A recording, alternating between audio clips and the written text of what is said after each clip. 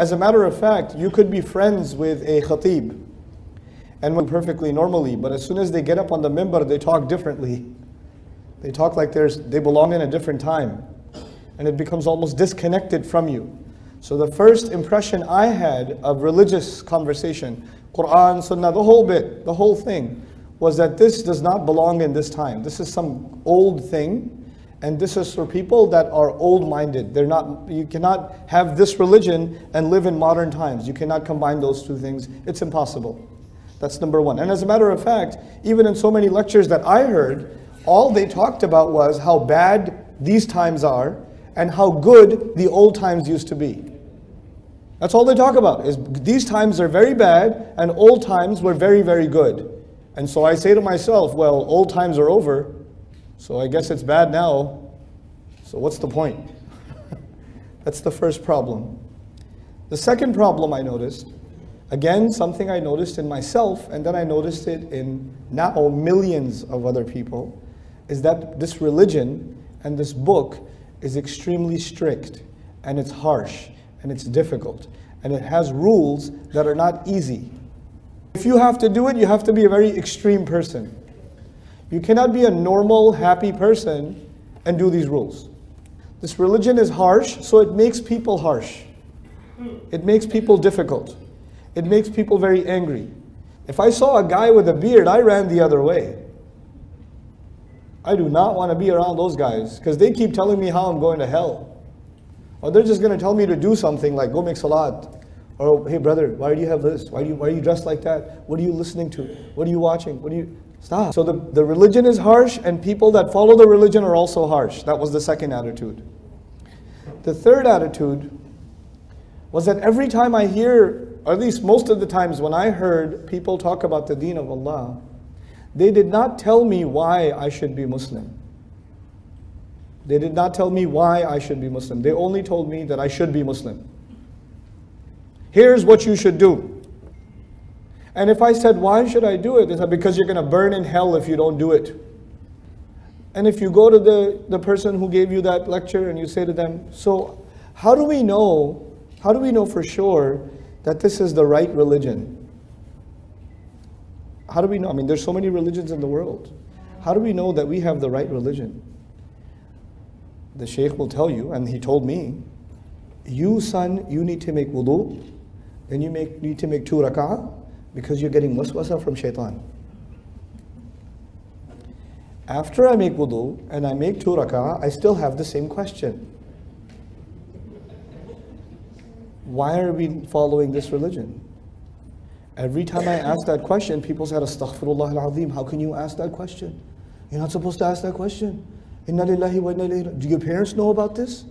Akhil Kareem, sit down. Let me do some ruqyah on you. But then after the ruqyah is done, I still have the same question. So you know what I started thinking? And millions of young people around the world started thinking? These people don't have an answer to that question. That was number one. It's irrelevant for this time. Number two, they're extremely harsh.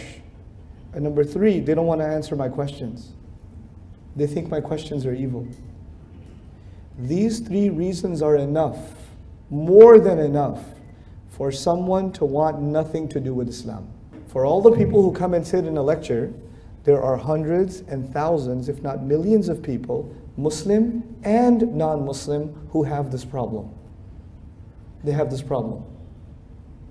And so this is what I noticed for so long. And I stayed away from the Quran for so long in my life for one reason. It doesn't have to do with my time. It's harsh. It's not going to answer my questions. When I'm studying Freud, when I'm studying, evolution, when I'm studying, modern European philosophy, how is a book 1400 years ago going to answer my questions? Come on, seriously? It's not going to have answers to my questions. But by the gift of Allah, for no other reason, فَإِنَّ اللَّهَ يَهْدِي مَنْ يَشَاءُ. When I did stumble upon the book of Allah, when I did decide to try to understand the book of Allah, and I was fortunate enough to find some incredible teachers, I realized all three of those things were untrue. The book is incredibly relevant. The book has answers to my questions and my problems and my personal problems today. Forget about society's problems and the world's problems. That's stage 2 and stage 3. I'm talking stage 1, my personal problems. It has answers. The second issue was it's harsh. The more I studied the book, I realized people are harsh, but the book is not harsh.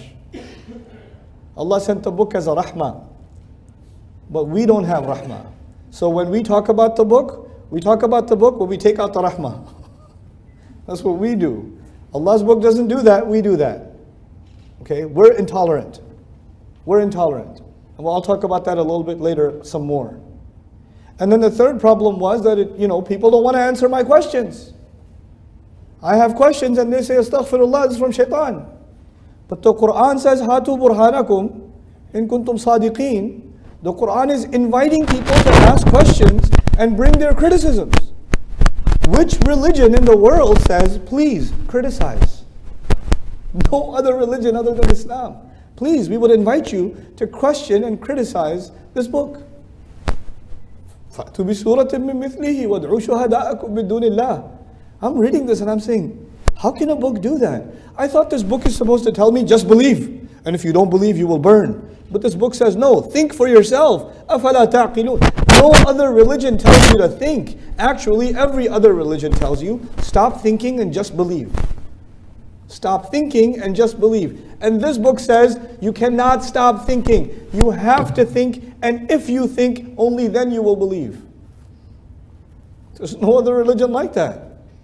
So I realized at the age of 19 that I had been cheated by the Muslim Ummah. I felt cheated. I had been Muslim my entire life, and nobody told me that this book actually has the answers, that this book is actually relevant, that this book isn't harsh. So the people around me that I thought will teach me the religion of Islam, they misrepresented its teachings. Fortunate enough to find some incredible teachers, scholars, that actually, in my opinion, understood the deen in the spirit that it's supposed to be understood. But these people are very few. And you know what else? These teachers that I'm talking about, they're not good speakers. You have to go to them and learn from them. But if I show you a YouTube video of theirs, you'll go to sleep. So you have to go to them. And the people that misrepresented Islam to me, they were very good speakers. They were very good speakers. They're widespread. This is a problem. We keep talking about doing da'wah to non-Muslims. I am here to tell you, the ummah itself is disconnected from the Quran. And actually, a lot of times, when the people are hearing about the Quran, they are hearing a message that is harsh, that is irrelevant, and that does not answer their questions. Even though the Quran answers the questions, the person presenting it doesn't present it that way. And so we are misrepresenting, or let's not say misrepresenting, we are underrepresenting the Book of Allah. We are underrepresenting the Book of Allah. That is the problem that I see before me. That's the challenge of our time. If we don't do this job, Allah wants this job to get done. So if you are no good, إِن تَتَوَلَّوْا يَسْتَبْدِلْ قَوْمًا غَيْرَكُمْ ثُمَّ لَا يَكُونُوا أَمْثَالَكُمْ. If you turn away, He will just replace you with some other people, and they won't be, I'll use Urdu, they won't be nikamme like you. They won't be useless like you. They'll actually do the job. If we don't do our job, Allah does not need us. Wallahu al-ghani wa antum al-fuqara. You don't do your job, Allah will replace you. You are not special to Allah because you are, Muslims for centuries. You're not special to Allah. That means nothing. The Banu Israel are much older as an ummah than we are. Much older. We've only been an ummah for 1400 something years. They were a chosen ummah for thousands of years. Thousands of years. And even then, even though they were so senior, when they turned away, did Allah replace them? Yep. You're not special, I'm not special. We can be replaced. The job is what is important, not you, not me. The job is important.